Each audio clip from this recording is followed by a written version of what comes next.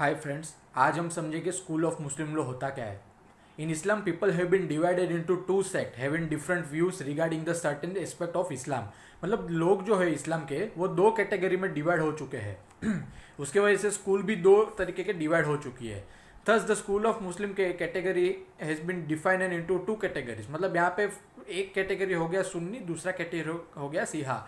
अब सुन्नी जो स्कूल है उसमें भी चार स्कूल आती है, हनाफी, मलिकी स्कूल, साफ़ी एंड हलबली। तो इसमें आता है अंसारी, इस्माइली एंड जायडी। मतलब ये मेन स्कूल है दो, और उसके नीचे सब कैटेगरी वाली स्कूल आ जाती है। अब हम एक एक करके सबका एक्सप्लेनेशन समझेंगे। अभी उसका एक्सप्लेनेशन आ गया सुन्नी स्कूल। मतलब सुन्नी स्कूल का explanation, Sunni is a sect that there are four major school of Muslim law which are as follow. और सबसे पहले बात करते हैं हनाफी। ठीक है, अब हनाफी होता क्या है? Hanafi school is the first and the most popular school in Muslim law. Before being named Hanafi, this school was known as Kufa. अभी कूफा क्या है? कूफा जो है वो ईरान का एक सिटी होता था जिसका नाम था कूफा। तो जैसे ये बुक बाहर आई लोगों ने उसको कूफा नाम दे दिया। बाद में धीरे धीरे जो इसका फाउंडर था अबू हनाफी, उसका एक नाम बुक को लग गया। But the later this school was rename as the Hanafi school based on the name of its original founder Abu Hanafi. मतलब पहले उसका नाम कूफा था ये स्कूल का। बाद में अबू हनाफी मतलब सिर्फ हनाफी नाम स्कूल के आगे जोड़ दिया तो ये हनाफी स्कूल बन गया। Hanafi school rely on the custom and the decision of the Muslim community. Hanafi school जो है वो custom and decision of the Muslim community पे आधारित हुआ करता था। The founder of the school Abu Hanafi had not written any book. मतलब जो फाउंडर है अबू हनाबी, उन्होंने क्या किया था, कोई बुक लिखा नहीं था। तो उसकी वजह से क्या हुआ ना, दो लोग सामने आए, इमाम एंड इमाम अबू यूसुफ। उन्होंने क्या उस बुक को डिसिप्लिन तरीके से कोडिफाई कर दिया ताकि आने वाली जनरेशन को पता चले कि ऐसी स्कूल भी एग्जिस्ट करती थी एक ज़माने में। अगर इन लोगों ने ऐसा नहीं किया होता तो ये जो बुक थी वो सिर्फ एक चर्चा में ही रह जाती। उसका असली जो एग्जिस्टेंस जो है वो दिखती कैसे, उसमें लिखा क्या है, वो सब बाहर आता ही नहीं।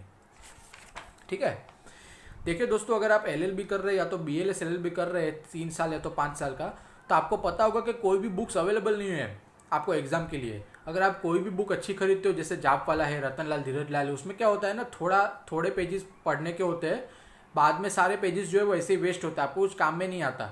तो इतना खर्चा करके अगर थोड़ा सा ही पढ़ के क्या मतलब है? आप वीडियो देख के सारी चीज़ें जो है वो यहाँ पे वर्ड टू वर्ड लिखी हुई है, जो स्टेप बाय स्टेप लिखी हुई है। मैं खुद एक प्रोफेसर हूँ, मैं बच्चों को पढ़ाता हूँ। तो अगर वीडियो अच्छा लगे तो लाइक करो, शेयर करो और सब्सक्राइब करो। Both of them codified the ijma of that period.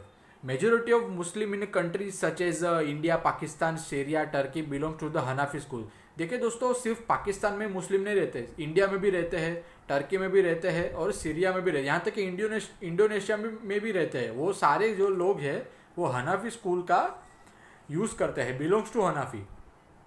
The court decide the case of the Sunni Muslim as per the Hanafi law. मतलब अगर कोई केस गया, समझो डाइवोर्स का केस गया, तो फिर चाइल्ड कस्टडी का केस गया, और समझो मेंटेनेंस का केस गया, तो कोर्ट जो है अगर पार्टी मुस्लिम है तो उसका जो केस है वो अगर सुन्नी मुस्लिम अगर वो पार्टी है तो वो हनाफी स्कूल के द्वारा कानून जो है वो यूज़ करती है कोर्ट डिसीजन लेने में। ठीक है, मलिकी स्कूल क्या होता है? मलिकी स्कूल जो है वो सुन्नी स्कूल का दूसरा टाइप है, मलिकी स्कूल। अब उसका एक्सप्लेनेशन देखेंगे हम। Maliki school gives the important to the Sunna and hadith, whereas the Hanafi school gives important to the people. Maliki school जो है वो इम्पोर्टेंस सुन्ना एंड हदीस को देता है, और हनाफी स्कूल क्या होता है? Important to the people. Maliki school rarely accept the ijma and because that it has less popularity. मतलब यहाँ पे क्या होता था, जो हनाफी स्कूल है उसमें इजमा का उपयोग हुआ करता था, मगर वो ज़्यादा लोगों ने एक्सेप्ट नहीं किया, तो मलिकी ने उसको एक्सेप्ट नहीं किया और अपना एक खुद का एक स्कूल बना दिया। In India there are no followers of Maliki school, but when the dissolution of marriage act 1939 came in the picture, some of the laws and the provision of this school was taken in account as they are giving more rights to the woman than any other school. मतलब क्या होता है ना, Maliki जो school था वो India में उसका कोई एक्सेप्टेंस नहीं था। भाई धीरे धीरे क्या हुआ, जैसे ही एक्ट बाहर आने शुरू हो गए, जैसे ये एक्ट है, ये एग्जाम के लिए मैंने लिखा है, the dissolution of Muslim marriage act 1939 came into picture, some of the act and laws provision of this school was taken. बाद में धीरे धीरे पता चला कि ये वुमन को ज़्यादा राइट दे रहा है, तो लोगों ने इसको एक्सेप्ट करना शुरू कर दिया।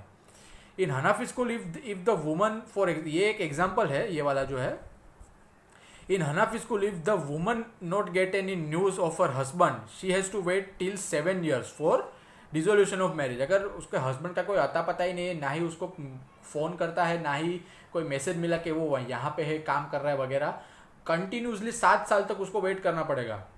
अगर हस्बैंड ने उसको अप्रोच ही नहीं किया वाइफ को, तो अब जाके वो डाइवोर्स ले सकती है। मगर मलिकी ने क्या किया, woman have to wait for only 2 years for dissolution of marriage. मतलब अगर आप मलिकी स्कूल को फॉलो करते हैं तो जो वुमन है, अगर उसको डाइवोर्स करना है अपने हस्बैंड से, तो उसको सिर्फ 2 साल का वेट करना पड़ेगा। मतलब डिफरेंस देखो, यहाँ पे 7 साल है और यहाँ पे 2 साल हो गया, तो वुमन को काफ़ी रिलीफ मिल रहा है यहाँ पे। अगर मलिकी स्कूल नहीं होता तो वुमन को 7 साल अननेसेसरी वेट करना पड़ेगा। तो 7 साल बहुत लंबा पीरियड हो गया, और यहाँ पे 2 साल में आप अपना काम जो है वो कर सकते हैं, क्या, डिसोल्यूशन। अब तीसरा है साफ़ी स्कूल, जो सुन्नी स्कूल का तीसरा प्रकार है, साफ़ी स्कूल। देखिए दोस्तों, यहाँ पे मैं जो भी बोल रहा हूँ वो कहीं पे भी अवेलेबल नहीं है। मैं एक प्रोफेसर हूँ और मैंने स्टेप बाय स्टेप नोट्स बनाए हैं ताकि आपको अच्छे से मार्क्स स्कोर कर पाए। अगर आपको वीडियो अच्छा लगता है, लाइक करो, शेयर करो, ठीक है, और सब्सक्राइब करो। Shafi school gets its name on the name of Mohammad bin Ira Shafi. मतलब ये जो फाउंडर थे उन्होंने एक अपना नाम दे दिया स्कूल को, साफ़ी, जो यहाँ पे लिखा हुआ है। He concluded that the idea and the theories of Hanafi and Maliki school in the friendly manner. मतलब हनाफी और मालिकी का जो स्कूल के जो आइडिया थे उनको फ्रेंडली मैनर में उसको इंट्रोड्यूस कर दिया। According to Shafi school they considered ijma as the important. मतलब साफ़ी स्कूल जो है वो इजमा को ज़्यादा इंपॉर्टेंट देता है। यहाँ पे हम लोग ने क्या पढ़ा मलिकी में, वो इजमा को ज़्यादा इंपॉर्टेंट नहीं देता था, ठीक है। उसकी वजह से उसकी भारत मतलब इंडिया में एक्सेप्टेंस भी कम हो गई। बाद में साफ़ी स्कूल आया, उसमें इजमा को ज़्यादा सपोर्ट दे दिया। अभी उसकी वजह से क्या हुआ, the source of Muslim law and provide validity to the custom of the Islamic people and follows more method of Hanafi school. मतलब ये जो स्कूल है वो हनाफी स्कूल को ज़्यादा एक्सेप्ट कर रहा है। The main contribution of Shafi school is the qiyas और एनालॉजी। कियास एक बहुत ही बड़ा सोर्स हो गया मुस्लिम लोग का, जो उसको कॉन्ट्रीब्यूशन करता है साफ़ी को। The followers of Shafi school are spread in Egypt, South Arabia, South East Asia, Indonesia and Malaysia. देखिए दोस्तों, मैंने पहले ही बताया, पाकिस्तानी सिर्फ पाकिस्तान में ही नहीं रहते, वो इंडिया में भी रहते हैं और साथ में भी दूसरे सारे कंट्रीज़ में भी रहते हैं। जैसे ये इजिप्ट हो गया, साउथ अरबिया रह गया, साउथ ईस्ट हो गया, इंडोनेशिया हो गया, मलेशिया हो गया। ये जहाँ जितने भी मुस्लिम वहाँ पे रहते हैं वो जो है वो साफ़ी स्कूल को इस्तेमाल करते हैं। अगर कोई भी केस उसके खिलाफ या तो वो कोई केस फाइल करते हैं कोर्ट में, तो साफ़ी स्कूल को कोर्ट जो है वो यूज़ करती है केस सॉल्व करने में। हनबली स्कूल, ये सबसे चौथा पार्ट आ गया। हनबली स्कूल सुन्नी लोग का चौथा स्कूल है, हनबली स्कूल। अभी उसके बारे में मैं एक्सप्लेनेशन करूँगा। Ahmad bin Hanbal is the founder of the Hanbali school. मतलब ये जो हनबल है उसने हनबली लगा दिया, पीछे आई लगा दिया, तो ये हनबली स्कूल हो गया, फाउंडर ऑफ हनबली स्कूल, ठीक है। He introduce the theory of tracing the root of sunnah and hadith and try to get the answer all his question. बाद उसने क्या किया, introduce the theory of tracing the root of sunnah and hadith. Sunnah and हदीस को उसने एकदम जड़ मूड़ से पकड़ लिया और उसके जितने भी क्वेश्चन थे, जो अनसोल्व मिस्ट्री थी, वो सारी उसने आंसर कर दी। उसकी वजह से हनबली स्कूल जो है बाहर आ गया। This theory was to return to the Sunna and the prophet. Sunna जो है वो बहुत ही पुराना सोर्स है। प्रोफेट जो है वो सबसे पहले आए थे जिन्होंने मुस्लिम कम्युनिटी चालू की। उसके पहले मुस्लिम एग्जिस्ट ही नहीं करता था, तो हनबली स्कूल ने उसको भी सपोर्ट दिया। The followers of the Hanbali school found in Syria, Saudi Arabia. मतलब हनबली स्कूल के जो फॉलोवर है वो इतने जगह पे पाए जाते हैं। कौन से? सीरिया, सऊदी अरेबिया, 2 जगह पे पाए जाते हैं। अब बात करते हैं सिया स्कूल। सिया स्कूल जो है वो दूसरा पार्ट हो गया, स्कूल्स ऑफ मुस्लिम लॉ। अब तक जो हम पढ़ रहे थे वो सुन्नी स्कूल था। अब दूसरे बात करते हैं सिया स्कूल की। तो सिया स्कूल क्या बोलते हैं दोस्तों? As per the Shia there are 2 schools of law. Shia is the consider as the minority in the Muslim world. Shia जो है वो सबसे माइनॉरिटी में आता है पूरी दुनिया में। They enjoy political power only in Iran, through they don't have any majority in that state also. Iran में ही सिर्फ चलता है, उधर भी मेजोरिटी नहीं आती, वो एकदम माइनॉरिटी में चलता है। अब उसका पहला स्कूल है ये इंथना, जैसे मैंने आपको पहले डायग्राम में बताया। ये जो फर्स्ट स्कूल है, 1, 2, 3 तीनों के बारे में एक्सप्लेनेशन करूंगा मैं। Thus the schools are based on the following of Isna Azari's law. The follower of these schools are mostly found in Iraq and Iran. ये 2 जगह पे ही पाए जाते हैं पूरी दुनिया में, बाकी कहीं पे भी नहीं मिलेंगे आपको। इंडिया में भी नहीं मिलेंगे, पाकिस्तान में भी नहीं मिलेंगे, सिर्फ ये 2 कंट्री में मिलते हैं। In India there is a majority of Shia Muslim वो फॉलोज द प्रिंसिपल ऑफ इतना।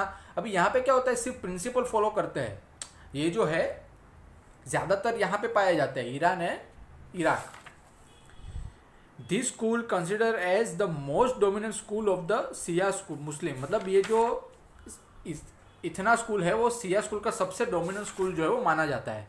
अब दूसरे की बात करते हैं तो Ismaili school. According to Ismaili school in India there are two groups, the Khoja और western represent the followers of the present Aga Khan who considered the 49th imam.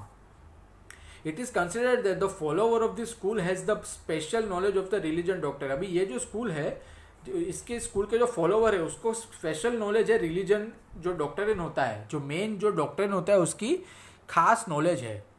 इसके वजह से ये स्कूल जो है वो फेमस हो गया। अब तीसरे की बात करते हैं जाइडी।